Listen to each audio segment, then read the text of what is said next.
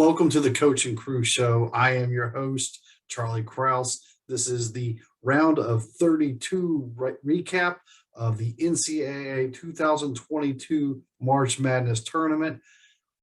Woo-hoo-hoo. Saturday and Sunday did not disappoint, minus a 2-hour window when Auburn played. Other than that, oh my goodness. Inside my own brackets or inside my own pool, 154 entries. We have 10 people who have all 4 teams remaining in the Final Four. That's it. Just 10 people have picks remaining of their Final Four still intact with the Sweet 16 to come. Okay, let's go right into the games, breaking down some of the better games of the tournament. Let's start with the best game of the tournament so far. Yesterday at noon, we were delighted and just mesmerized by the awesomeness that was North Carolina and Baylor. North Carolina jumped out to a huge lead. They looked like they were running away with it. Carolina's big man, Brady Manick, was doing it all. 3-pointers, inside game, making free throws, up 25. Then what happens? He's called for basically a technical foul, what they call a flagrant 2 these days, ejected. What happens next? The biggest plot twist ever. 10 minutes remaining in the game. Baylor goes on a 30-9 run and ties the game going into overtime. Not only that, Carolina has 2 players foul out. So you're just saying to yourselves, okay, Baylor wins by 10 in OT. No. Okay, RJ Davis, game of his life, at least in my opinion it was, 30 points. And then Baycock in the middle helped fill the void. And believe it or not, Carolina outscored Baylor, who went 1 of 11 shooting in overtime, 13-6. North Carolina knocks off the number 1 seed. Boom. Carolina is in the Sweet 16. First-year head coach Hubert Davis, I'm sure, is loving it. Second best game of the round of 32. You probably didn't stay up for it because it just ended moments ago. Jamie Dixon left Pittsburgh to go coach his alma mater at TCU. Most people think, why do that? Well, TCU's for real. Big 12 represented hard. Unfortunately, TCU had a chance to win it at the end. Couldn't dribble off and get a good shot off. He fumbles the ball. Arizona looks like they win it on a dunk. Instead, no. Did not get the shot off in time. We had to overtime. TCU played their butts off tonight. Maybe you heard this name before. Charles O'Bannon. This time he's junior. 23 points. 3 TCU players ended up with 20 points or more.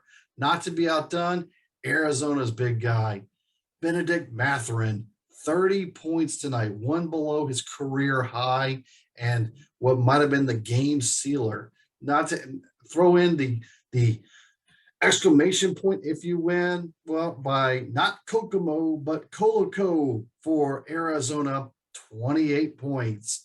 They are a number 1 seed in the South. They might be the best team in the tournament going away, hands down. Let's talk storyline game of the day, where everybody is watching Coach K, wondering which game, if any, will be his last, if it's the national championship or if he's out earlier. This was a body shot to body shot to body shot, back and forth type of game where Duke was down 5 and then went on a 15-4 run to help close it out before Michigan started had to play in the foul gate. And Duke pulled away 85-76. They scored and made the shots when it mattered most, and Michigan State just couldn't do it. Plain and simple. Let's stay inside the state of Michigan, where Michigan also advanced to the Sweet 16, Rocky topping Tennessee. And this might have back and rusted a few of you, including myself. Hunter Dixon, the big man for Michigan, 27 points, leading all scorers. And they were just too much defense and too much Michigan. And I was yesterday years old when I learned this is Michigan's 5th consecutive Sweet 16 appearance. Another great game late last night, maybe after most East Coasters went to bed. Gonzaga was pushed to the limit by Memphis. Penny Hardaway's Memphis Tigers did everything they could possibly do, but at the end of the day, Drew Timme and Andrew Nembhard were more than Memphis could handle by about that much. Texas Tech eliminated Notre Dame, but it was a slugfest, defensive, grinded out type of game where one or two block shots and a tip out rebound and for the Hail Mary at the end was about the difference maker where Texas Tech survived past Notre Dame. Other games randomly mentioning to round out the round of 32 and advancing to the Sweet 16. Arkansas was put to a test, but advanced past New Mexico State. New Mexico State's coach has now been hired for another SEC job in Mississippi State starting next year. So congratulations, New Mexico State. Now you and San Francisco both have to go find a new head coach. UCLA proved that their style of ball can still work. St. Mary's, they gave the game away. They didn't start trying to play a tougher press defense until I was too late, and by then they had to call off the dogs. UCLA ended up going up big. Purdue, Texas, good game. It just won't rank as one of the best because of the drama before all the other games. But Purdue is going to be a dark horse to get to the Final Four. They were number one earlier this year. They can be playing for the number one team in the nation by this end of the tournament.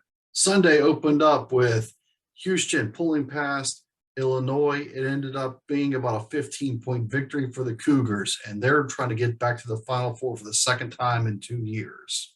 Villanova on a bad year is probably Elite Eight worthy. Villanova on a good year is national championship worthy. Guess what? They're on pace to be back to at least the Elite Eight. Jay Wright has got something special going on in Villanova. Underperforming was Kansas. Kansas did get past Creighton, but it was nothing to write home and brag about.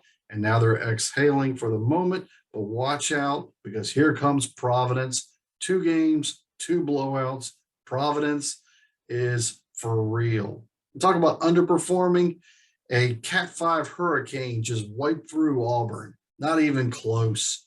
The Hurricanes, as the 10 seed, will now take on the 11 seed Iowa State Cyclones because all of us predicted the 11 versus 10 matchup in the Midwest Sweet 16 region because Iowa State, looking like a middle school scoring program, beat and eliminated Wisconsin. So how many of us had 3 ACC schools still in the Sweet 16 and the ACC having the most schools in the Sweet 16?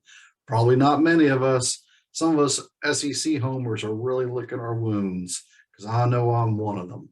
Games continue on Thursday and Friday with the Sweet 16. The Elite Eight continues Saturday and Sunday, determining who makes it to New Orleans for the Final Four down to the Big Easy, which is ironic because there's going to be nothing easy about these games. Give us your thoughts on what you thought was the best game of the weekend. My opinion, by far, there was 2 of them hands down. Number 2 was the Arizona TCU game, and number 1, North Carolina and Baylor. Like and subscribe to our show. We appreciate it as always. And also being released shortly is the Sweet 16 Power Rankings. Make sure you take a look and view at that one. We'll check you out next time.